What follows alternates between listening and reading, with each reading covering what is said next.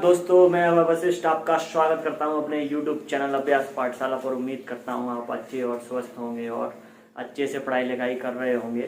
तो पिछली वाली वीडियो में हमने पढ़ा था प्रोकैरियोटिक सेल और यूकैरियोटिक सेल के बीच का डिफरेंस पढ़ा था। उम्मीद करता हूँ आपने अच्छे से नोट किया होगा वो और आपकी समझ में आ गया होगा।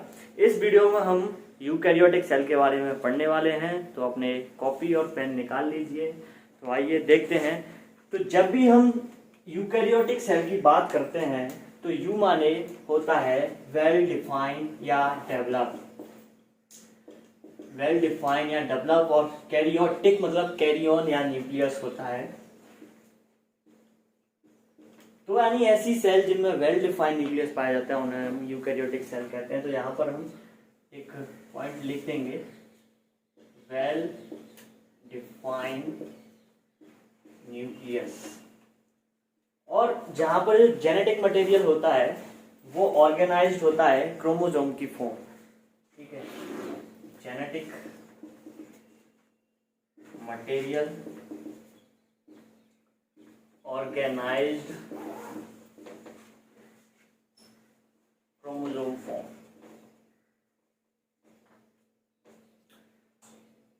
इसके अलावा यहाँ पर यूकैरियोटिक सेल की जब हम बात करते हैं तो यहाँ पर एक्सटेंसिव कंपार्टमेंटलाइजेशन पाया जाता है, यानी कि मेम्ब्रेन बाउंड ऑर्गेनेल पाए जाते हैं। प्रोकैरियोटिक सेल में मेम्ब्रेन बाउंड ऑर्गेनेल नहीं पाए जाते हैं, यूकैरियोटिक सेल में पाए जाते हैं।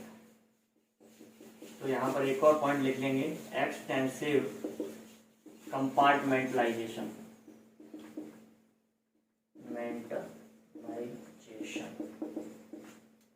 उसके अलावा यहाँ पर हम देखते हैं जो जितनी भी यूकैरियोटिक सेल होती हैं वो आइडेंटिकली सिमिलर नहीं होती हैं, ठीक है। तो यूकैरियोटिक सेल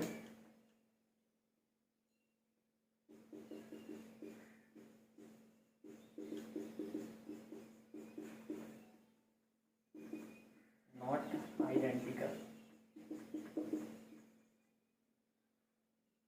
यूकैरियोटिक सेल की जब भी बात करते हैं तो इसमें डिफरेंट डिफरेंट टाइप के सेल आ जाती हैं, जैसे कि आपकी प्रोटिस्टा प्रोटिस्टा प्रोटिस्टा की जब बात करते हैं तो इसमें दोस्तों आपका आता है डायटम्स, डायटम्स के बाद यूग्लिना और प्रोटोजोआ। प्रोटोजोआ में बेसिकली आपका अमीबा,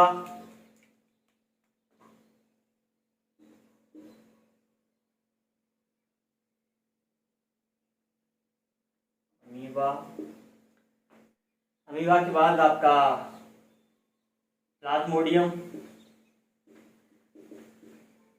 और पैरामीशियम।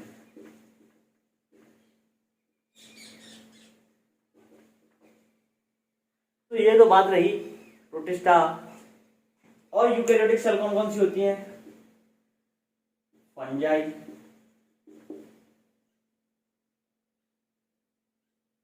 प्लांट और एनिमल।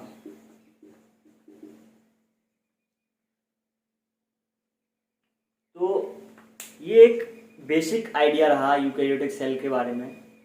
आइए समझते हैं कि जो एनिमल सेल और प्लांट सेल होती है वो स्ट्रक्चरली कैसी दिखती है, बेसिकली उनमें क्या डिफरेंस होता है। दोस्तों आइए समझते हैं कि जो एनिमल सेल है और प्लांट सेल है उनमें स्ट्रक्चरली क्या डिफरेंस होता है। बेसिकली तो मोस्ट ऑफ चीज़ें जो होती हैं दोनों में ही सेम होती हैं, दोनों में ही न्यूक्लियस होता है, वेल डिफाइंड न्यूक्लियस दोनों में प्रेजेंट है। और न्यूक्लियस के साथ यहाँ पर रफ एंडोप्लाज्मिक रेटिकुलम और स्मूथ एंडोप्लाज्मिक रेटिकुलम प्रेजेंट है।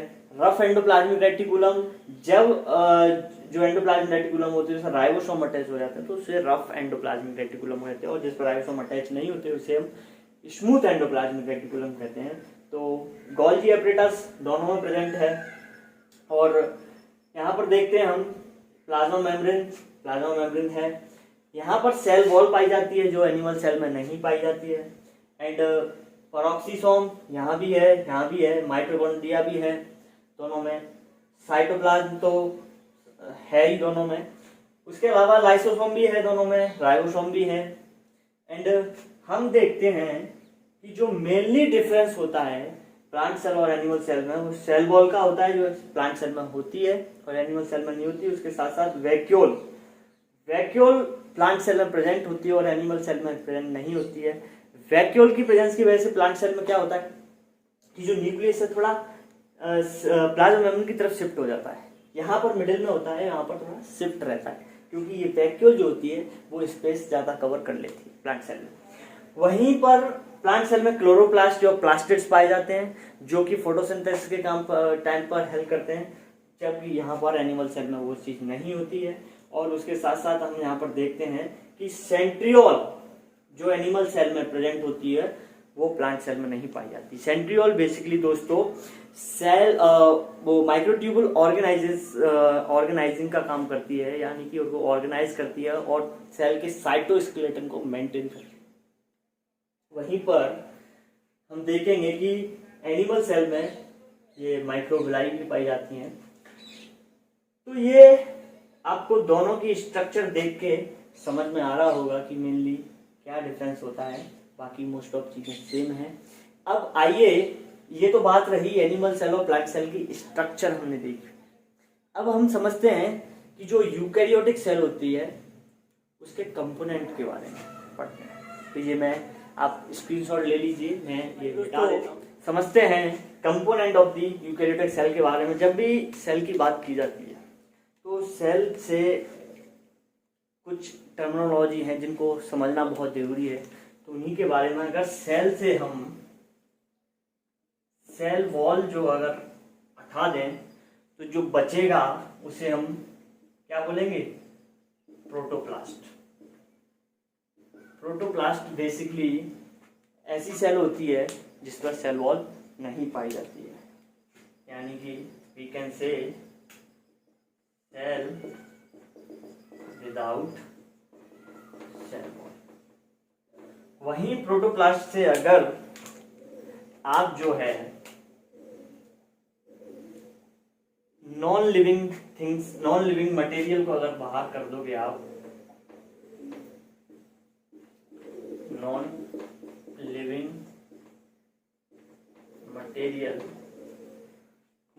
मटेरियल बेसिकली दोस्तों ऑर्गेनिक और इनऑर्गेनिक सब्सटेंसेस होते हैं जो आपके मेटाबॉलिक बाई प्रोडक्ट होते हैं, किसके, न्यूक्लियस, एंडोप्लाज्मिक रेटिकुलम, इन सभी ऑर्गेनेल्स के। तो ऑर्गेनिक और inorganic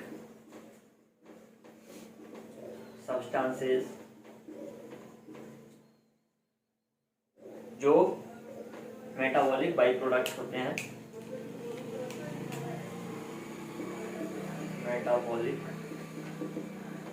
by product of nucleus, endoplasmic reticulum,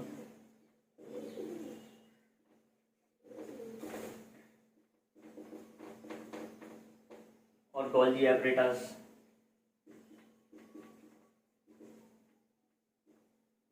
ये सब के। तो प्रोटोप्लास्ट जो अगर हम नॉन लिविंग मटेरियल इनको निकाल देते हैं तो जो हमारे पास बचता है उसे अपन क्या बोलते हैं दोस्तों, प्रोटोप्लाज्म।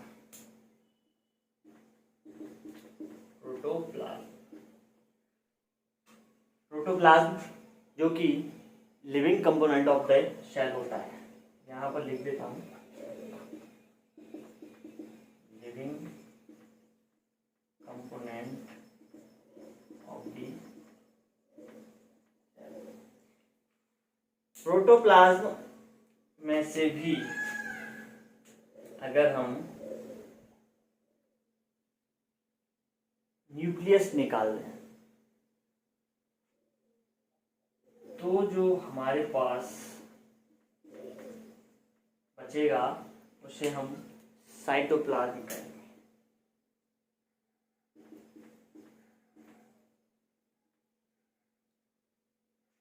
साइटोप्लाज्म जो बेसिकली इसमें अब मेम्ब्रेन बाउंड साइटोसोलिक ऑर्गेनेल्स रह जाते हैं साइटोप्लाज्म। और इस साइटोप्लाज्म जो कि साइटोसोलिक ऑर्गेनेल्स है, साइटोसोलिक ऑर्गेनेल्स, इसमें से अगर हम साइटोसोलिक ऑर्गेनेल्स को भी निकाल दें तो जो हमारे पास बचेगा वो बेसिकली साइटोसोल बचेगा। इसमें से अगर हम इनको निकाल दें तो बेसिकली दोस्तों यहाँ पर हमने समझा कि सेल में से अगर सेल वॉल निकाल दी जाए तो जो हमारे पास बचेगा उसे हम प्रोटोप्लास्ट बोलते हैं। प्रोटोप्लास्ट में लिविंग और नॉन लिविंग मटेरियल दोनों आते हैं, और प्रोटोप्लास्ट में से अगर नॉन लिविंग मटेरियल को निकाल दिया जाए तो जो हमारे पास बचता है वो प्रोटोप्लाज्म बचता है। और प्रोटोप्लाज्म जो कि लिविंग कंपोनेंट होता है सेल का, और प्रोटोप्लाज्म में से भी अगर न्यूक्लियस निकाल दिया जाए तो साइटोप्लाज्म बचता है, और साइटोप्लाज्म में से भी अगर साइटोसोलिक ऑर्गेनेल निकाल दी जाए तो उसे अपन साइटोसोल कहते हैं।